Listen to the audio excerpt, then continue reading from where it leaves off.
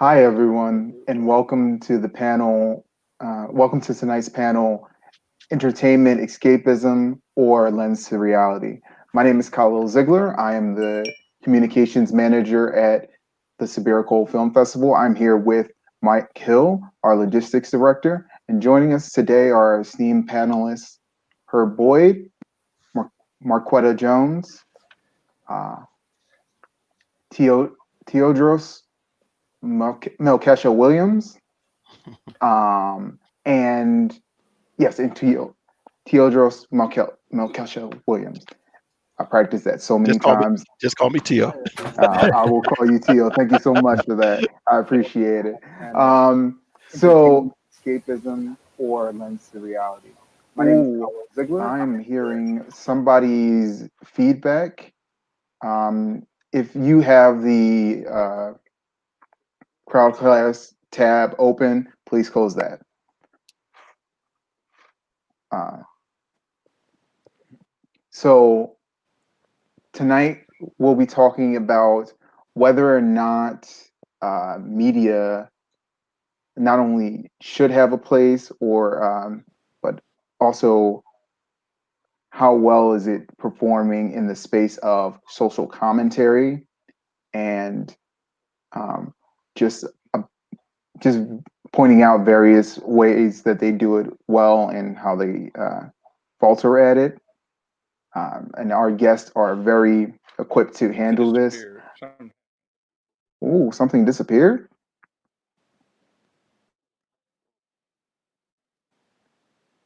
Uh, I'm just going to continue on. Um, Herb is an American journalist, educator, and author and activist. His articles appear regularly on the New York Amsterdam News. He teaches Black Studies at the City College in New York and the college at New Rochelle. I'm just going to give very quick bios, just so everybody knows our panelists.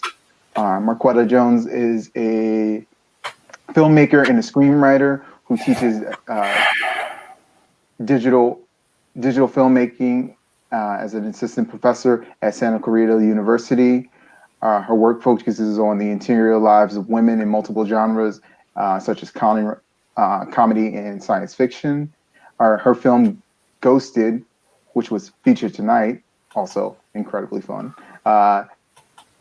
Forgiving Chris Brown and Round on Both Sides, Two Street Sweets, and Tunk have been screened at multiple film festivals around the world, like ours, and have been shown on Showtime, PBS, Amazon Prime, and Quelle TV. And she also is the host of a industry-focused podcast, Directing Magic. Tio is an award-winning digital media producer, artist, filmmaker, animator, project designer, and production designer, and professor. He explores concepts of Afrofuturism, science fiction, music, and culture. He teaches.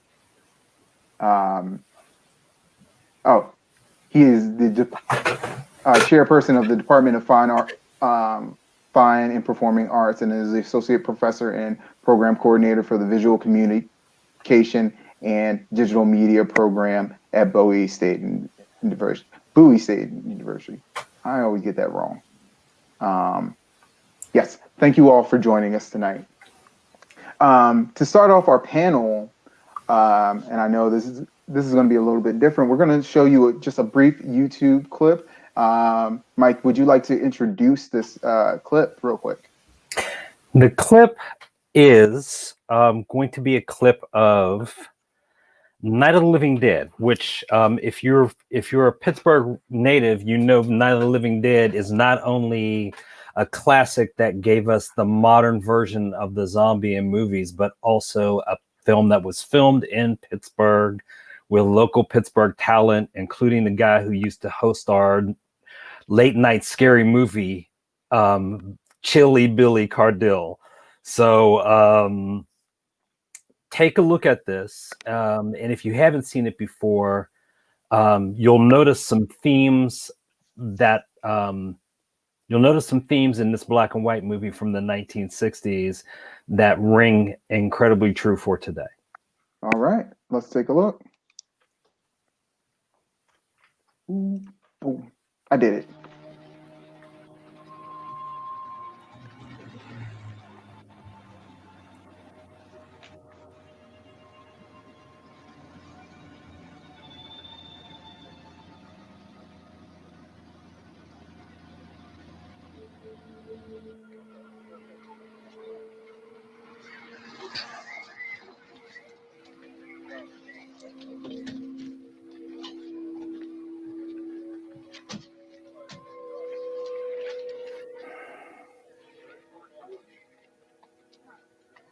Hey, Vince, Al, you want to get about 4 or 5 men and a couple dogs? There's a house over here behind those trees. We want to go check it out. You still here, Bill? Yeah, Chief, we're going to stay with it till we meet up with the National Guard. Where'd you get the coffee? One of the volunteers, you're doing all the work, you take it. Thank you. We should be wrapped up here about 3 or 4 more hours. We'll probably get into Willard then. I guess you can go over there and meet the National Guard. Nick, you and the rest of these men want to come with me? Tell Bill to check in the office, see what's happening. All right, Steve, tell him we're going to stay with it, and everything appears to be under control.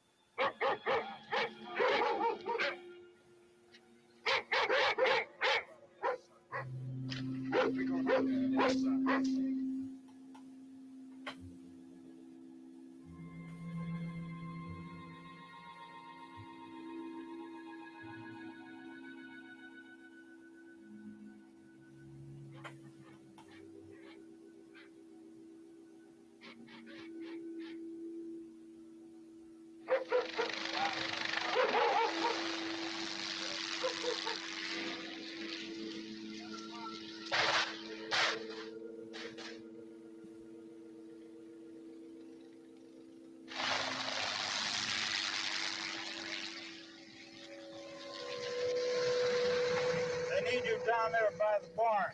Some of these guys can follow the wagons down. I only need a few men to check out the house. Somebody had a cookout here, Vince. Yeah, it sure looks like it, Tom.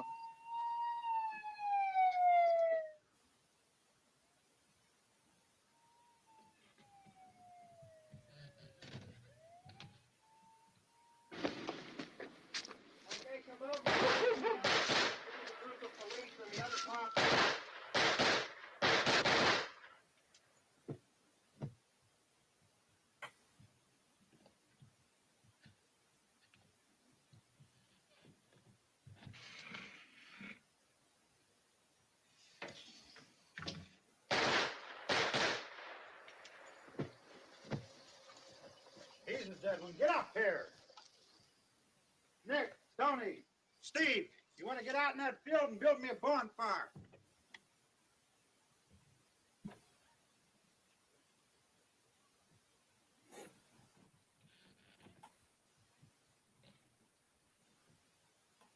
You, drag that out of here and throw it on the fire. Nothing down here. All right, go ahead down and give him a hand. Let's go check out the house. There's something there. I heard a noise.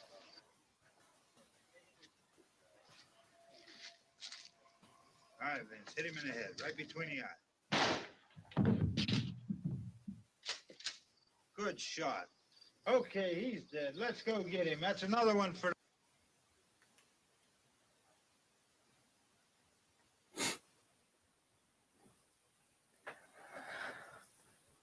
So I haven't seen that movie, and that was very shocking to me.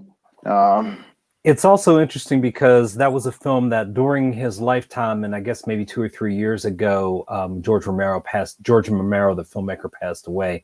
He never admitted that having an African-American protagonist or having him survive the zombie apocalypse only to be killed by the police was any sort of social commentary. He always said it was just coincidental.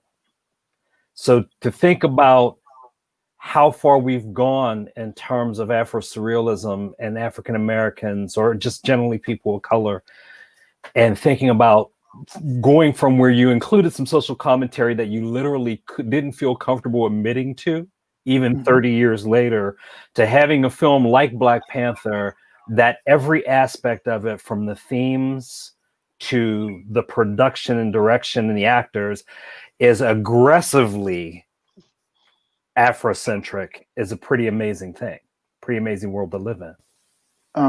Yeah, and so let's start with Marquetta. I just want to know what you think of this rise of social commentary. We can start with the horror genre, and then we can move on to other things, especially with TV shows like Lovecraft Country being out right now. What do you think is the spark that led to that? Yeah. It's interesting because I don't think I've seen. I always heard about Night of the Living Dead as being one of the first, for many reasons, the first of the modern zombie genre, but also really tackling social commentary like in a very subversive way. So I think it's super interesting that he would never admit it. But then when I was just watching this clip just now, I'm like, well, this feels a lot like Get Out, where where you're able, like, like, oh, is he gonna make it? Is he gonna make it? Is he gonna make it? Like all the way up until the time he doesn't make it. And so, I mean, of course, there's a different ending for Get Out, but that really felt like I could see the inspiration through line there. And I think there's a lot, like we were constantly building on what's been put before us, and to think about Get Out and the ground shed, I think that really opened up people to this idea of, or reminded people of this idea of having social commentary within our entertainment again. And I think it's like sparked so much in terms of, I don't know, the Black Panther. I don't know. I mean, I don't know what to say about that one, but I did see a huge connection between Get Out and Night of the Living Dead, which is great. Yeah, and you brought up the alternate ending, and that's something that I have Get Out on Blu-ray, and I've just never watched that alternate ending because the ending of Get Out just brings me so much joy. As a person who's been in those type of spaces very often, I often wonder about, like, would I be able to make it out, right? And to see that his friend was able to help him get out of there as well. And also, Get Out is the name of the film. It would be a shame if in the film called Get Out, he didn't actually get out. that would be a huge shame. And so, yeah, I probably should have asked if everybody had seen Lovecraft Country, because I really want to talk about Lovecraft Country, especially not only using those horror roots and that scariness, but also taking with it the idea of Afrofuturism and this cultural magic as a way to upturn it and actually win in the end. And Tio, I was wondering if you could talk about some of these elements that were very useful to the characters in Lovecraft Country moving forward. Yes. So, when you mentioned social commentary, I think sometimes social commentary is like what's not being said. So, i.e., the Black person that's not represented in the film, or the Black person is going to get killed in the film in the first 5 minutes, right? Right. So that is social commentary, right? But for me, as I watched this clip with Dwayne Jones, I thought about Ganja and Hess as well. Another film that we don't talk about in terms of the genre of horror and Blacks and sci-fi. But I also kind of looked at sort of and I'm gonna get in Lovecraft Country. I've been talking about Lovecraft Country for weeks now, so I'm trying to calm down. I understand. But I would say for me, it's also kind of like a historical thing. Like when we think of like the concept of the zombie, I mean, even that is African in itself. You know, we think about in terms of voodoo culture and zombies of Haiti or West Africa. It's like even that was us, right? So it's like we don't even get credit for the zombies, you know. But even still, I think, you know, the irony, the ironic ending of Night of the Living Dead, and then kind of juxtaposing that with kind of currently what's happening to Black men and Black women. Yeah, it's definitely, you know, the real, what's sort of considered to be horror is also kind of real life, has been real life for us as people of African descent in this world. But jumping to Lovecraft Country, since you brought that up, I mean, it's I don't even know where to sort of begin, because there's so many layers and so many just different levels of storytelling that they've done in Lovecraft Country. But again, I think connecting sort of for us is sort of like the spiritual, supernatural elements are really key. And so for me, I look at a lot of these films and stories, and then I also think of sort of, you know, there's a really good book called Rawhead and Bloody Bones. If you heard that book, which talk about the spooky tales, the stories that, you know, grandma used to tell you. Don't go to that man's house. I mean, all of these urban myths, whatever you want to call them, but they really are rooted in African spiritual and African oral tradition.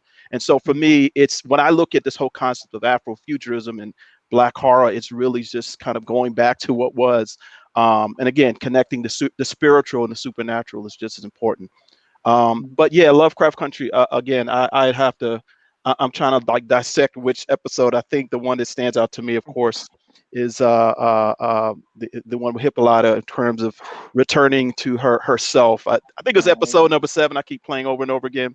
But yes, but even just sort of kind of this ancient to modern and modern to ancient, like there, you know, people ask me like, what's the difference between Afrofuturism and science fiction? And I'm going to lean on my great associate friend Itasha Womack with her great book on Afrofuturism, where it's like this whole thing of time continuum, meaning there's not like we don't, as in terms of Africans with African descent, we don't see like linear, like beginning, middle, and end. It's more cyclical kind of things, sort of revolve, almost like the cosmogram, you know, rebirth, ancestors, we come back again. So the future, the past, and the present can happen all at the same time. And that's what I really saw in episode 7 of Lovecraft Country, with Hippolyta kind of, you know, going back in time, and she's already been there. And actually that was the opening scene of Lovecraft Country, you know. So it's really interesting, this whole thing of time continuum, and the spiritual aspects are really important.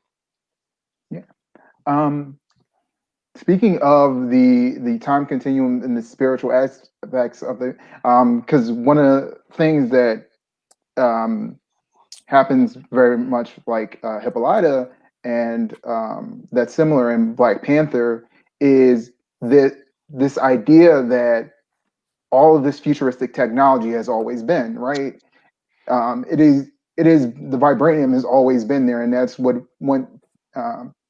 grew the country. So like that spirituality, that futurism has always been there, just just waiting for us to cultivate it and to really utilize that power.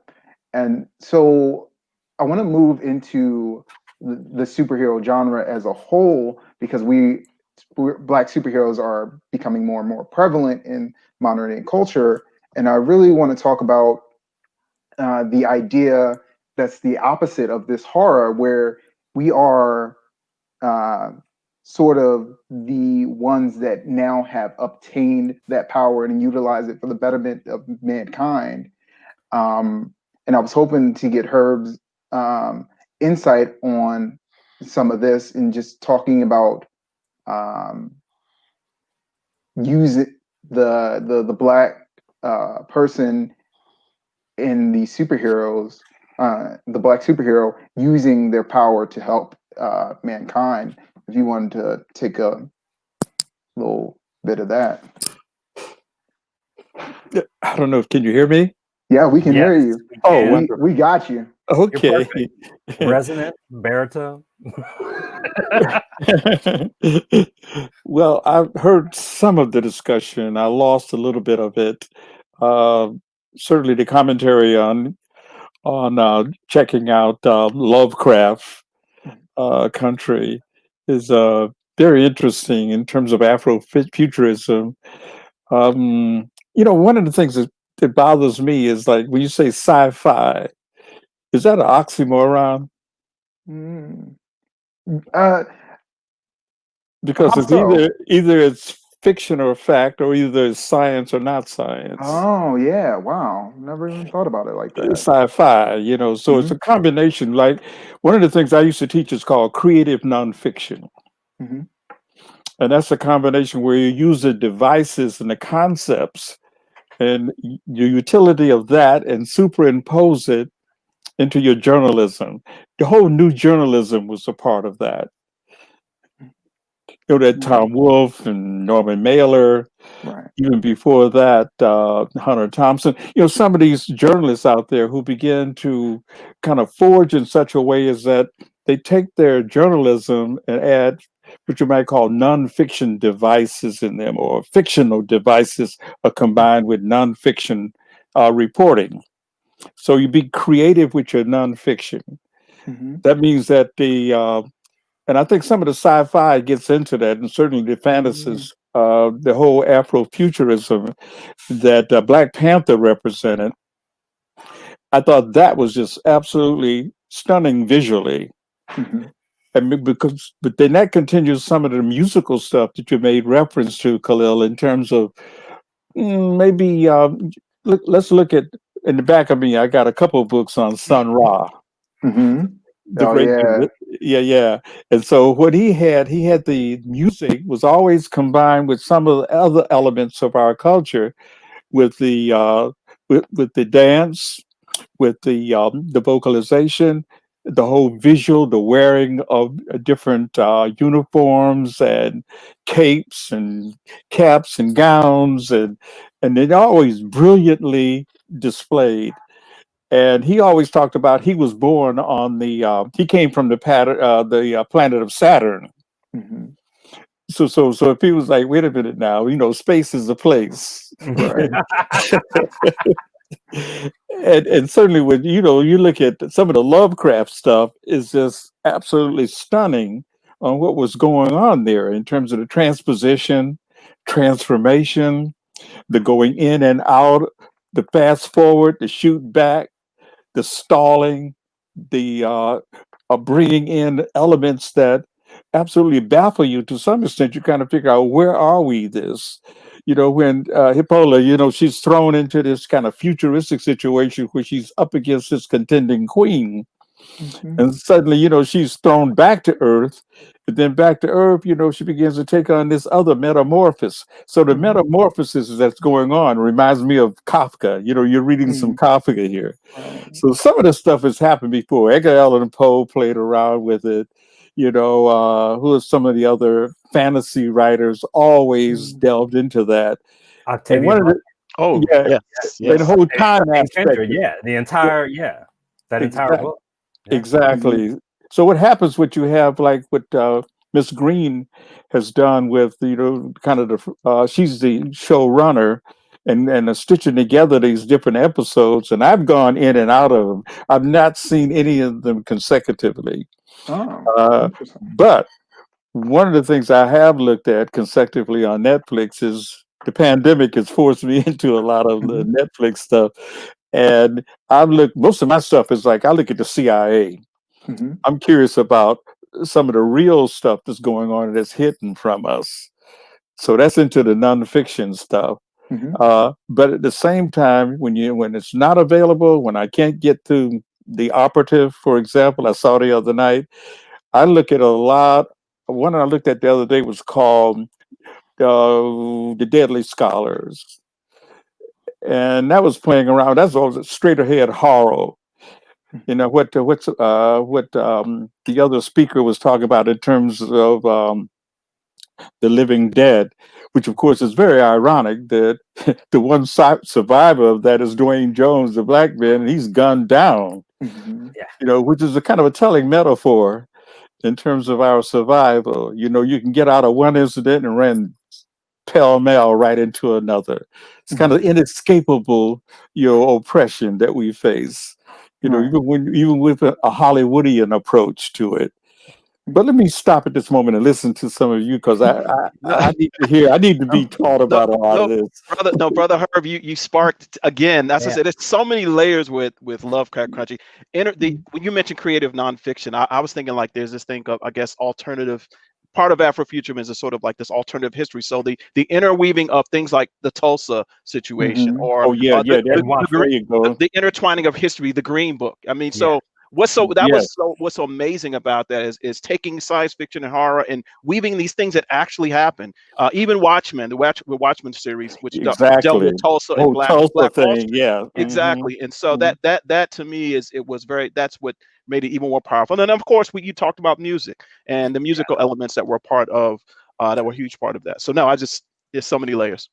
Yes, exactly. When you were bringing that up, I was thinking, in addition to Sun Ra kind of looking at or coming at things musically from an Afrofuturist perspective, there's Parliament Funkadelic. That's what they did. Yeah, right. And we've gone all the way from that. And then you look at there's that theme in rap. There's a lot of rap groups like the Far Side had that kind of Afrofuturist fantasy, science fiction kind of element to their work. And then you go all the way up until recently where you have every episode of Luke Cage was named after a song by a rap group. A song by a rap group. So you have the entire and when you go to Chidari, when he was conceptualizing that show, he came up with the soundtracks first. He put together a soundtrack for the entire. He put together a rap soundtrack. Working with Ali Shaheed Muhammad for the entire season of Luke Cage, and then built the story from that. Right. So I feel like that kind of look into the future speaks to both that kind of necessary optimism that African Americans have to have, and when you were saying when you made the point that if it's science, it can't be fiction. I like the idea of speculative fiction in some ways, or like that term better. And because when you look at science fiction, so much of science fiction has been predictive. If you look at the first Star Trek, essentially that device, that communicator device, is our phone now. Fair enough. And now, Space Odyssey, 2001, Space Odyssey. Yeah, we have Alexa. We can just yell into the air and ask for things. Just give it to us. So, check out Wayne Chandler's book too. It's called Ancient Future, and where he is really an expert he's an Egyptologist, Kemetic scientist, you might say. And what he's done, he's gone back to show pretty much like Black Panther, where you have a real mixture of flash forward, way forward, and then way back. Right. So you have this here, what you call this conversion in reverse. So somebody said the whole flipping the cosmogram. So that's what happens a lot, in terms of the distortion of reality. Right. Surrealism, like Salvador Dali. Yep. How he plays into it. I was watching a film the other day and it had one of Dali's time warped clocks, the melting clock, the warp clock. In other words, you begin to play around with time. Circling. And of course, Lovecraft does a lot of playing around with time, going way back and then way forward. The Watchmen, same thing, way back, and some real incidents in there. So much of it is so subtle and nuanced that if you're not into African American history, you miss a whole lot because it's not explained. Oh yeah, it's left hanging there. Well it's said. Contextualized. You have to see how it's contextualized. How Mr. Green contextualizes a lot of that without explaining. Just circling back to. Oh, so sorry. Go ahead. Well, I was just wondering, why do you think our storytelling does that so often? The jumping around of time in African American storytelling. Read Samuel Delaney.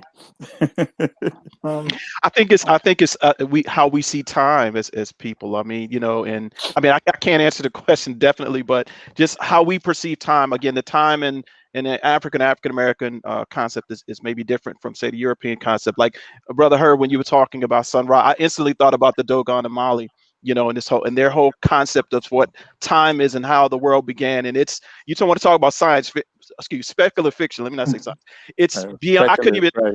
I think there's a book called Behold the Pale Fox. I had to put the book down. I couldn't even read the breakdown what the Dogon were talking about, and and just other references. So, but I think it's about this time, Marquette. I'm just throwing it out there. So one of the things that I think, and I'm not as well read in all of these things as you all are, but I think is the conversational, the nature of it.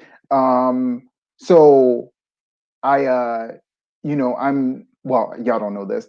I'm dating an African woman, and we're talking to her parents and family members about moving forward on our relationship. But they also have her father was telling me about the conversations that we needed to have with like ancestors and whatnot, and it's always this like conversational thing where the past is talking to the future.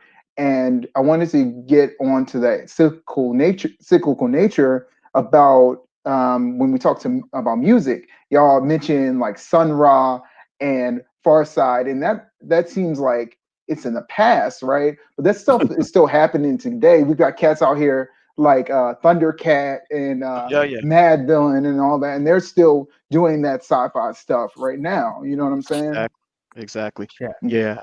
Yeah. I teach courses in hip hop studies at Bowie State. Right. We have a hip hop minor and my classical visual culture. So actually, this whole Afrofuturism conversation kind of came out of the class. But no, so we're looking at hip hop. We're looking at I'm thinking about Outcast as well. You Right. mentioned, I mean, and how it all goes, and even George Clinton and Parliament Funkadelic. I grew up with those albums as well, and they're them even sampling things like Swing Low, Sweet Chariot, which is an old spiritual. You're So right. again, this whole concept of things kind of coming back again and again, and this whole thing of time. But yeah, definitely in hip hop, definitely in jazz and the blues. And spiritual music, this thing about time. But then now you made me go back to sort of Black Panther and sort of the scene where he goes back to kind of talk to the ancestors, go talk to his father, and so this whole reverence for the ancestors and guidance. If people want to call it your ancestors or consulting with the orishas or the spirits or what have you. But that's gonna again how we perceive time and how our approach to this whole thing of speculative fiction is going to be very different from popular culture because we've been left out. We've been left out. We're not included in the future. So what my students tell me, they're so excited about it because they're like, Professor, we actually feel that we are a part of the future because often we're we don't think we're going to make it. So it's like it is an escapism. It is survival to some degree, even if it's creative. It passes prologue. Yeah. I mean, as the parent of a teen, I know that it was so important. It was so important. In some ways, the last 5-6 years have been like science fiction because I'm like, I remember not having any African American like role models in popular culture, and my daughter, up until a very short time ago, only knew a Black president, and really the only competent president that she's known is a Black president. Right. The only president that was actually a president that she's known is a Black president.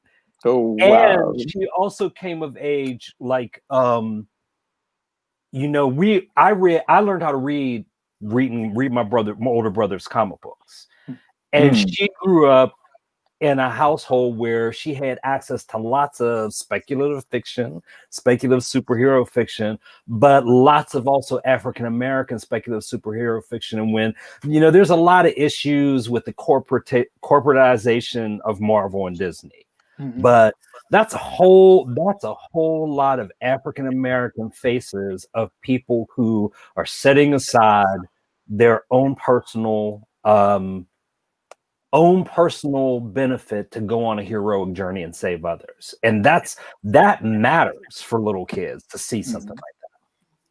And speaking of these big parent companies, I really wanted to touch upon that idea of balance between the sensationalism and exploitation, and what it is to convey a meaningful story. And I think about an article I read, and I'm sorry to keep going back to Lovecraft Country, but it's really impacted me very recently. But I think about the article I read about the way that they handled Emmett Till, and some people severely disagreed with that.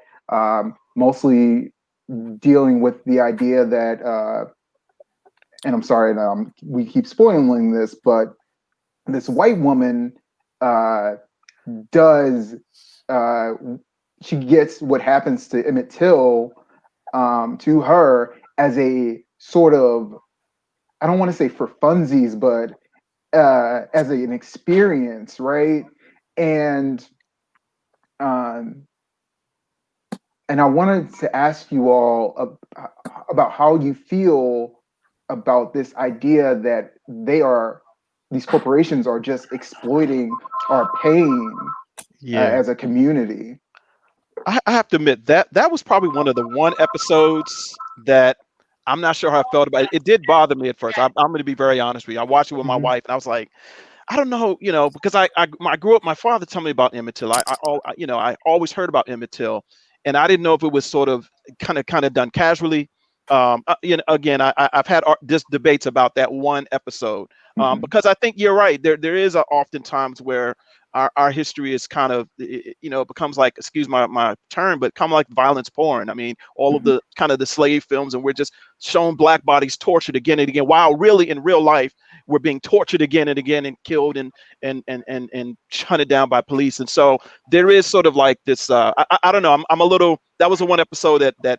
I don't know how I feel about that. I was really bothered. Like, hey, is this, did they really get what happened to Emmett Till? Was this just, just sensationalism, just violence, just for the sake of it? So I don't know. I'm curious to see how you all felt about it. I'm interested to hear about Marquette. You're kind of deep in the film and television industry, and just there's a lot of African American female characters, and certainly in Black Panther. One of the things that I thought was really interesting and powerful for me, especially as the father of a young Black woman, was that basically it was T'Challa and a whole lot of women saving the world. But again, there's that issue of is it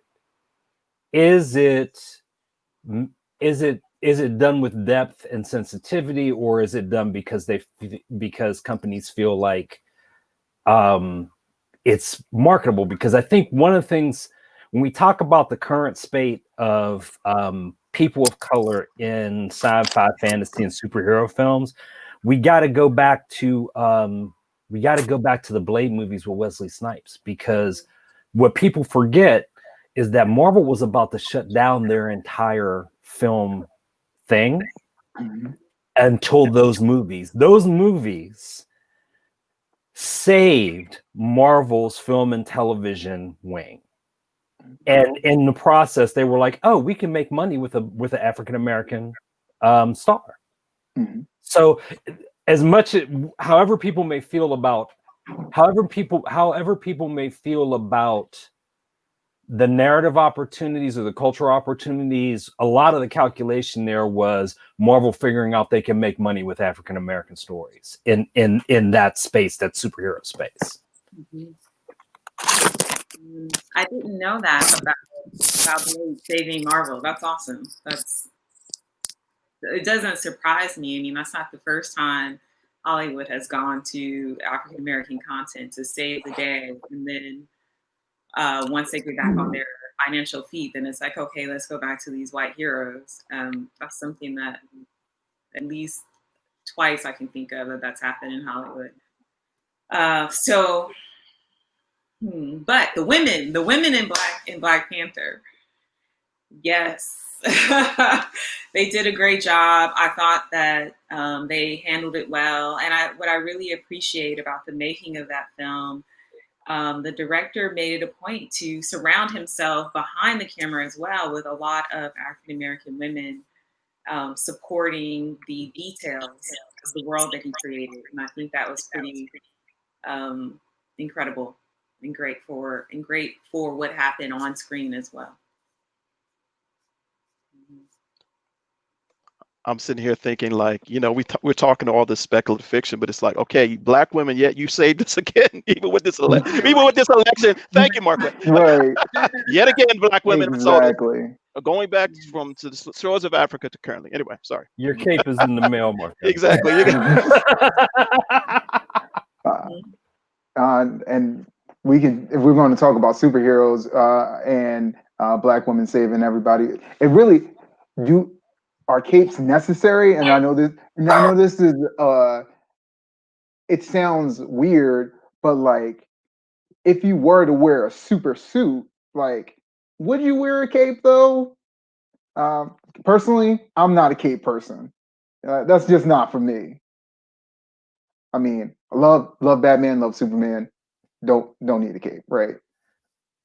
There's that scene from The Incredibles where they talk about the design of superhero suits, and she talks about, she does a list of all the superheroes who were killed by their capes. Like one superhero gets sucked into a jet engine. Somebody else gets caught on things. So it's basically, she explains why capes are impractical, and they do a whole sequence on how superheroes get killed by their capes. But if you don't mind, I just want to, now that we're laughing and we got done with the like real serious stuff, and I want to get back to it eventually, but I wanted to ask Marquetta if you could talk about that balancing of comedy and serious subject matter in filmmaking, because your films are very funny, but also deal with some real life issues. That's something that I've been tackling in my work for the last few years. When I first started writing, I was very into dramatic stories, and I just found that just for myself, my own mental health, that I wanted to lighten it up, even though there were things that I still wanted to talk about and address. So with Forgiving Chris Brown, like, there is this piece of it that is about domestic violence, but I wanted to make it lighter, just so that it still felt entertaining as we went along. And this last piece, the Ghosted, that you guys saw earlier, it was just something that, like, I feel like is part of our jobs is to, as storytellers, is to find a way to make the medicine, so to speak, go down easier. So the spoonful of sugar approach to storytelling is something that I really believe in. And I think, like, when we talk about superheroes in film, there's a lot of, like, we all have a hero's journey that we're going on in terms of just being African American or being Black people in this world. Like, how can we help this world move to a higher level and a bigger place? I think on small levels and on individual levels, that's something that we do all the time. And then we fictionalize it and make it broader and grander for entertainment purposes. And I think it's something that we just have to keep doing. We're creating the future that we want by the stories that we're telling.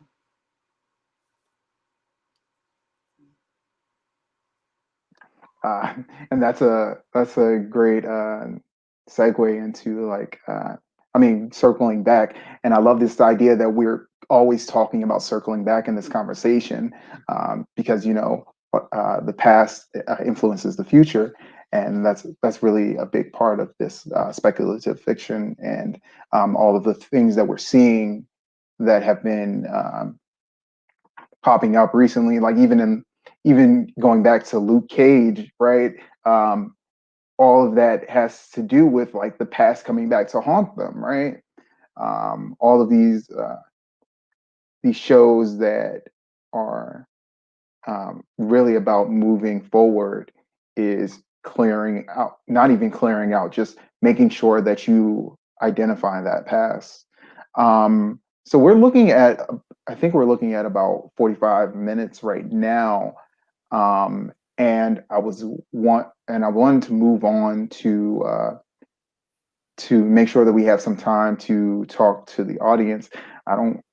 We should have some questions. Oh, we have a question that just popped up, and this question says, referencing Lovecraft Country and Watchmen, do you think there is a risk of rewriting history or things getting lost in translation when Hollywood incorporates these into historical events?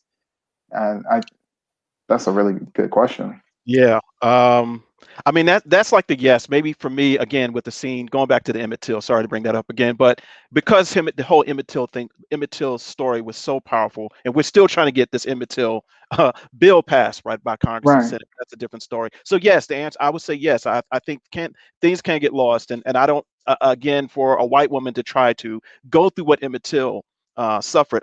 There's no way. There's no way. So I think Right. we can risk that. And then I see the second question about slavery movies, and sometimes I do think there's a bit of oh, here another slavery movie, and we just see these black bodies being tortured again and again. We Mhm. become desensitized, and so you think Mhm. about Mike. You talked about your teenager. I have a little teenager, and sort of how how do our younger people sort of perceive what the legacy of slavery and white supremacy and Jim Crow was, or just oh that was just then, and yet another slavery movie. Because we see so many slavery movies, we become desensitized. So I do think sometimes we can risk, but it also depends on who's doing the storytelling. And So that's I'll leave it also, there. I think that's also a function of artistry. Uh, artistry, artistry to me trumps everything. So um, you can have slavery movies, but not every slavery movie is 12 years a slave. Right.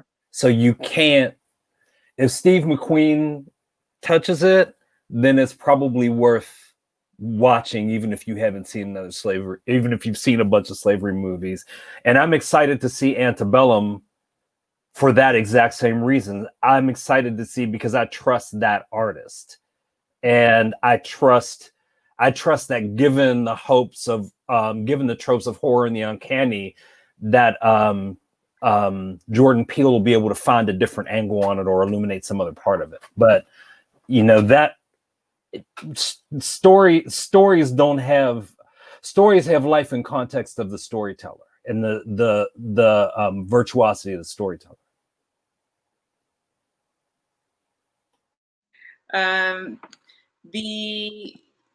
The one thing that I wanted to say about the historical, bringing history into these fictional places, I think there is, how do you say, there's a renewed interest in the historical events because of these different, like people weren't talking about the race riots of Tulsa and other places.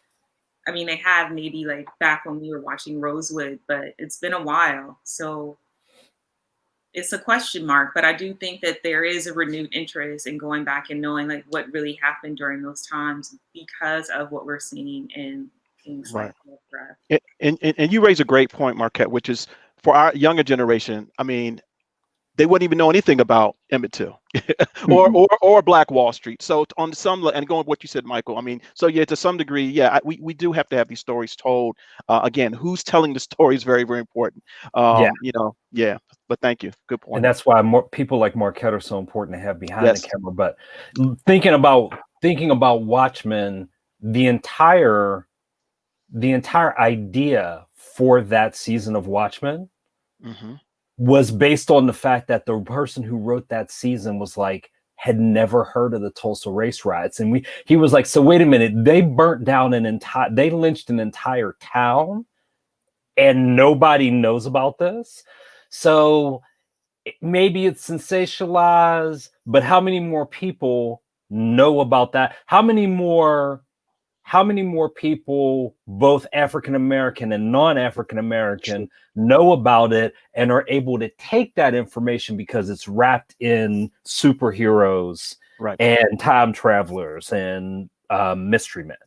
And that's a great point, because I can count on more than both hands how many people have walked up to me and been like, I never knew that about the Tulsa riots, right? Like that, it's such a, it's in the foreground of people's minds nowadays because of these mainstream media. I mean, this mainstream media. Right. Yeah. I mean, even the whole theme of again, going back to the Green Book, and I just watched a documentary on that recently, and just like, yeah, that was a serious thing that we you know, that being the underlying thing throughout Lovecraft Country, I think is powerful as well. But yeah, and then the many other Black Wall Streets that happened that, you know, we also, that I'm still learning about every day. I'm discovering something new. Like, oh, I didn't know that happened in this city or that city. So yeah, but you're right. So we have a question directly at Marquetta. It says, "What happened at the end of Ghosted? Did the male lover, a male love interest, kill the female driver? Was it? It was kind of open and spooky." I love it. No, I didn't. No, the idea was that she ghosted him after she realized he was a jerk to his ghost girlfriend. But I like this idea better. Like, he killed her, and now he's just like, who else can I kill? That's what I thought. That's what I thought at the end of it as well. I might have to go with that for the next talkback. Oh, wait, you guys. My name is Marquette. Oh, sorry. Okay. Marquette. Yes. I apologize, but trying to say that correctly. I know you guys are trying so hard. I'm like, let me help. All right. Thank you so much for correcting us. Next question is it possible that blind trust for an artist can lead to the audience, lead the audience into redundancy? Black history does not begin with slavery, and yet other aspects of Black history are not being explored in the film, in that film. And Hollywood is the number system. Oh, in film, sorry. Yes. I would say yes, it is possible, and you're right. I would love to see stories that go back to before we were enslaved people, as opposed to slaves, right? So yeah, I agree with that. I mean, in terms of more films that depict our history prior to coming to this country, and all the millions of stories that need to be told about African history throughout the diaspora, I totally agree. So yeah, but yeah, I definitely think you know, it can be sort of redundant, and we don't. We start with slavery and go forward. Slavery, Martin Luther King, you know, Harriet Tubman, that's about it. But I'm like, but wait, what about some of the other stories? What other aspects of our history that's worldwide? So I agree with that. Yeah, one of the things that, and I'm going to just talk about myself. One of the things that I was trying to do I'm a writer.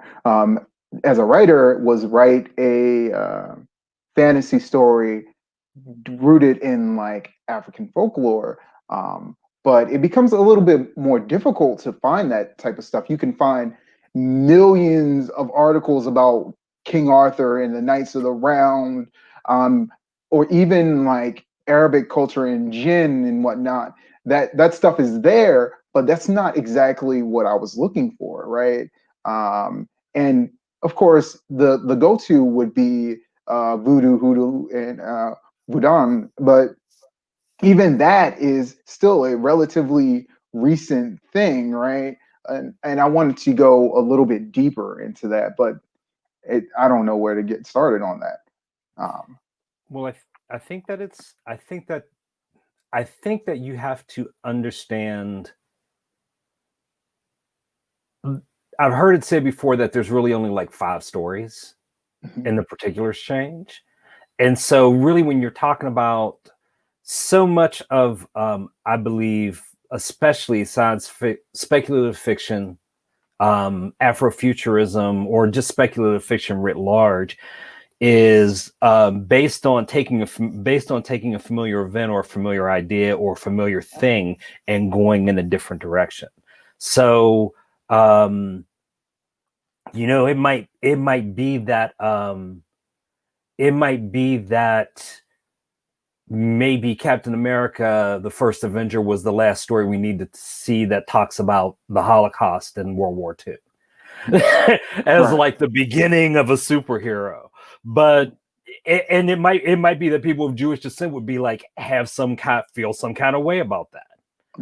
But we're always, I feel like when we have a larger, when as African Americans we get more information and connect more with the diaspora, we'll have more stories to tell and more raw material to make stories out of. I would be really excited. And one of the things I've seen on Netflix that's really cool for me is there's a couple sci-fi shows that are made in Africa. And so there's a show called Shadow that's made in South Africa, and it's about a policeman who something happens to him and he's no longer able to feel pain, so he becomes like this juggernaut and goes on a mission to rid South Africa of street crime, and he's African. So now I'm going to check that out. to watch that. But I feel like when you start getting different voices from within the diaspora that choose to tell stories or express stories or explore ideas through the lens of Afrofuturism, then you get other things, because they have, Africa's not a monolith. One of the little things that I have about Wakanda is like, for a lot of people, Wakanda might be the only country in Africa that they can name. Right. And that's scary. You might be right about that, actually. Exactly. No, and I'm looking at the comment again about thoughts on kind of Black Death trauma being commodified, and yeah, we are sort of inundated with state killings on video. That's exactly true. And so I always highly recommend. I show this to my class, the Black Noir documentary, which we talk about sort of, because our history is so full with pain, and we're so close to it, so like what we say is, oh, this is horror, but no, like, no, that really happened. They really were torturing women, and they, and Black men, they still are, right? So that's probably, why I definitely am sensitive to the comment about, are we sort of just kind of getting desensitized to this? But again, our horror has been it's alive and well. It really never escaped since we've been brought to it. So again, a film like Get Out, or even Lovecraft Country, we can certainly understand the pain. But yeah, I do think we do have to be careful of just sort of not over traumatizing and making this just, again, pain porn kind of like thing, like we're just another Black body being tortured. But yeah, but that is when we say horror, and I think the core thing I got out of the Black horror noir documentary is, sometimes it's very difficult to sort of separate like the horror, from real life, because that's something we've lived as people of African descent. We continue to live, and so yeah, it's very painful. And then on the kind of the other part of that is sort of, I call it the escapism of speculative fiction and Afrofuturism. So to go to Wakanda, let me get the hell away from America right now. So there's this escapism, which goes back to, what our ancestors have done. I think even in terms of folk tales and fables and myths, and the people who could fly, like let's fly away from this plantation. Let's fly away from, I'm a Rastaman. Let's get away from Babylon, right? So that's a part of it too. We're trying to escape. We're trying to survive. We're trying to also document, what has happened. So it is a, kind of a double-edged sword. But yeah, we have to be careful about that. No, and I think that's why superheroes are, and they're necessary in my life because I love comic books. But that's why I think they're so necessary. There's this. I mean, it's literally a power fantasy, right? But to see characters like Black Panther, Vixen, and Hal Jordan just being able to control their whole environment, right? It's a great thing to see. And I remember being a child and being introduced to Black Panther, and the first issue I had was him being in the city. I grew up in Philadelphia, but New York is very similar to Philadelphia, and him being in that city and just moving like a literal king that he was, it was empowering to me to know that, we could, or I could aspire to be something stronger, right? and that's why I love comic books. Agreed. Yeah, yeah. Uh, I definitely see that. Like, and the ability to really start a conversation, because I feel like one of the and let's not forget Michael B. Jordan and as Eric Killmonger. When was the last time that you had a comic book movie start that kind of broad discussion within the community? Because it's not like, in the rest of those movies, it's like, the villain is like a monster. But in that movie, it was like, some might be right. He might be right. You were rooting for Killmonger, right? I was not rooting for Killmonger. What was it that Chris Rock said about O.J. Simpson? I don't agree, but I can understand. Yeah, exactly. no, Yeah, right. but Good point.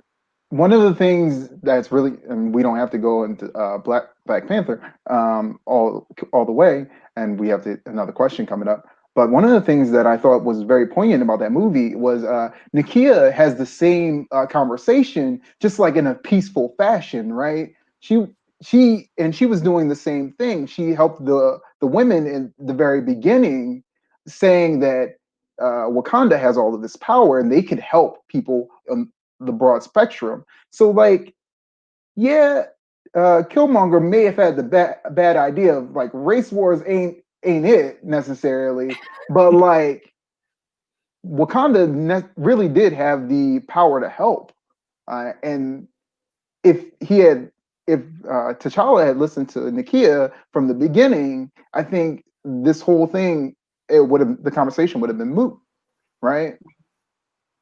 Uh, Agreed. Absolutely. Absolutely. We have uh, another question. I want to make sure we get our audience in. So, and I'm going to shut up. Was the point of the Lovecraft scene involving the white woman and Emmett Till commentary on the lack of empathy? If white people took the time and energy to consider how they would experience the trauma and gross violence inflicted on Black bodies, perhaps they would then understand why Black Lives Matter. Panelists, what would you say? Amen. I mean, yeah, yes. Again, as much as that scene bothered me, like I said, I'm a Libra. I got two sides to me, right? But as much as it bothered me, but the fact that it was a white woman that and her character is very interesting, but she had to relive it. The other thing that I found to be really interesting was sort of so the answer is yes to the question, but also just as I break down that scene where again these white women like, what, you want us to do this to you? Okay, all right, throw you in the water, and the fact that they were so willing to do this. And again, I always I put the fiction back in all of this and just looking at, we look at in terms of how a lot of people are not sensitive to what we're going through, especially, if you want to call them Karens, I'm not going to say all, I'm not going to be judgmental, but there is a growing, a huge population that does believe in white supremacy in this country. That was very evident a couple of weeks ago with this election. And so, yes, I do think that sometimes they don't really understand what this is. And I don't know if that scene even went over top of other people's heads, but it was a little bothersome for me, but I think it was necessary. I would just like to add to that, like, Lovecraft overall was a little bit problematic for me. And I kept trying to watch it because everyone keeps talking about it and saying that's awesome. And I went through episodes 1 through 3 twice. But every time I get to the part where the sister becomes a white woman to get the job, to get the man, to get the and like embodying that body, like that's the goal. And it turns me off so much that I can't continue. I hear you. I forgot about that one. and to be honest with you, personally, after seeing all of it and knowing your feelings about it, I'm kind of glad that you didn't watch the rest of Lovecraft Country, because they treat Ruby dirty throughout that whole series, right? And she is this beautiful, talented Black woman, and they just neglect her in and I don't want to abuse her, but like they just do her wrong throughout the whole entire series, and that is one of my biggest gripes with the show. The way they treat Hippolyta is fantastic, but Ruby gets just put into the dirt, to be honest with you, and it's just unnecessary. Agreed. I did read the synopsis for the rest of them in preparation for this, so I'm able to follow along. But just I'm like I can't. No, I understand. Yeah.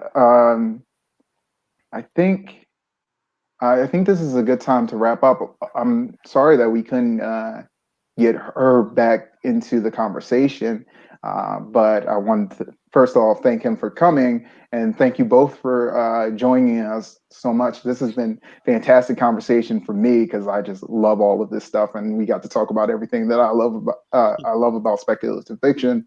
I hope you had a good time as well. And Can I ask one last question? Oh yeah. I want to get Khalil's info on this because we already talked about this a little bit, but for our audience on the outro, can y'all recommend one piece of speculative fiction, either graphic fiction or novels or film, that you would recommend that our audience check out? And it can be yours. Right. Yes. This is the self-promotion portion of the evening. As I can finally get my script done. Let's see. I'm just trying to think. It'll come back. It'll come to me. It's like I got a billion in my brain right now. Right. Oh man. I probably would say Rawhead and Bloody Bones. That little tiny book, Rawhead and Bloody Bones. I think it's a great book if you could pick that. And also any Dark Matter, Sherry Thomas. I think that her two books I think are great. I would highly recommend those. And anything by, I always got to plug Tananarive Due and My Soul to Keep. And Octavia Butler, ... I mean, like I said, I can't just pick one. They're too many. I'm right there with you. Yes. Okay. Marquette, you have your tops. Tananarive is always great. Any of her books, I totally concur with that. There's a new book out called Pet. It's a couple years old now. But oh yeah. Quakey came through City of Asylum, and they are fantastic. But, thank you. Yes. So that one is speculative and beautifully written. I'm working on a project right now that's speculative fiction too. And then you can check out progress of the feature film that we're doing called After the Jump. You can go to afterthejumpmovie.com to get information about that. And as far as books, check out Pet. It's a great book. Okay. And it's a young adult book. Mm-hmm. If you're looking for a comic book recommendation, I could not recommend two comics enough. One is called Bitter Roots. It is monster hunters in Renaissance, the Harlem Renaissance, and it's amazing. The second is Philadelphia, which is vampires in Philadelphia, and I love it. Once again, I grew up in Philadelphia, so it's everything to me. But and I also love vampires. That is what I have for you. And I'm so sorry, I have to use the bathroom. Can you outro us out? I will outro you. Thank you. And on that note. And we will get back to and I don't know the title that her boy displayed. Do you remember it, Marquette? Space is the place. Space is the place. That's right. Space is the place. Absolutely. And I will try and track that down with Herb, and maybe we can. I want to treat our audience well, so I'm going to try and contact Herb and maybe get something definitive, and maybe get back in touch with that person if they can share their contact information with us. My three, if you loved Black Panther, you should read the source material, which is Christopher Priest's complete run on Black Panther in the 2000s, late 90s. A lot of the context and meat of the movie is, and a lot of kind of like many of the characters didn't exist before Christopher Priest wrote about those characters. So that would be one. If you have little kids, I would recommend getting Princeless. It's a graphic novel appropriate to kids 8 to 12, and the protagonist is a young woman of color who saves herself and doesn't need a prince to rescue her. And I would also then, I'm going to do two more. One would be, there's a great anthology called The Darker Mask, Superheroes of Color anthology. And I would also recommend the upcoming podcast that Tessa Thompson is producing called The Left-Right Game. There's a lot of great horror and speculative fiction and podcasts now, and this promises to be a great show. Thank you. I'm jotting them all down. So I just want to thank everybody else for coming out tonight. And please, please, please join us for our final night that's coming up the 20th, where we'll have our Viewers' Choice Award and announce all of our prize winners, in addition to some really great films, especially Revolution from Afar, which is talking about Sudanese artists who are stationed in America, who are trying to help everything that's going on over there. Thank you so much for joining us for the Sabir Cole Film Festival 2020, and I hope you enjoyed the conversation. Have a great night, everybody. Thank you. Thank you. Once again. Thank you so much. Bye, everybody. Peace. All the best. Peace and love.